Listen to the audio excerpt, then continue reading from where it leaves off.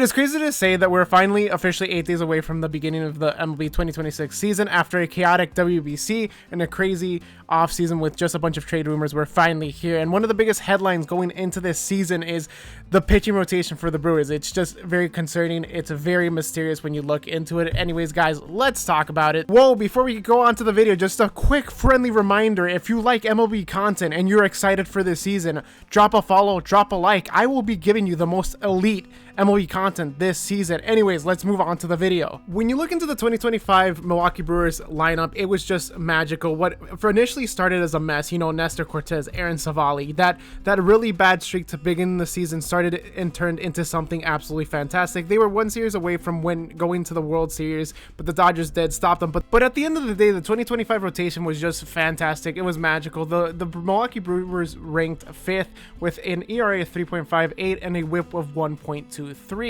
Now, the 2025 rotation consisted of people like Freddie Peralta, Brandon Woodruff, Quinn Priester, who they traded from the Red Sox. He's had a lot of success compared to when he was in the Pirates and the Red Sox. You look at Logan Henderson, Chad Patrick, Mizurowski, young prospects that did end up playing pretty well when it came to the Brewers rotation. Now you look into 2026, what's missing? Jose Quintana's missing. Freddie Peralta's missing. Freddie Peralta got traded to the Mets. Jose Quintana signed somewhere else. So there is quite a few holes to fill when you look into the Milwaukee Brewers.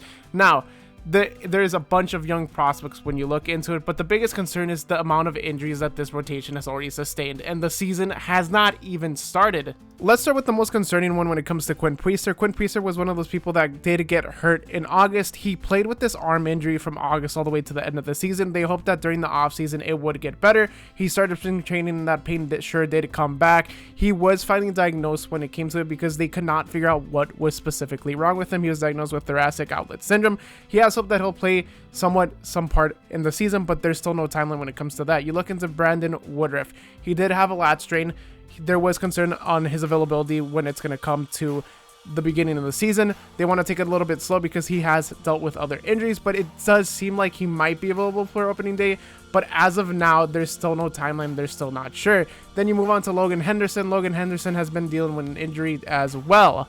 With Logan Henderson, he has been dealing with an elbow injury, and he has been pretty active when it comes to spring training, so there is hope that he will be there in the beginning of the season. But once again, it's still not determined. So you have Woodruff, you have Priester, you have Logan Henderson, 3 people in the pitching rotation that are not 100% that might not be available for opening day. Now, Chad Patrick and Mizurowski are for sure going to make the lineup. That's one of the people that are going to be in the starting rotation. They got Brandon Sprout and Kyle Harrison recently acquired, so that's an interesting point on if they're going to make the starting rotation. They also have Dale Hall and Aaron Ashby, so it's going to be a lot of interesting questions for the Brewers. Who do you guys think is going to be in the starting rotation?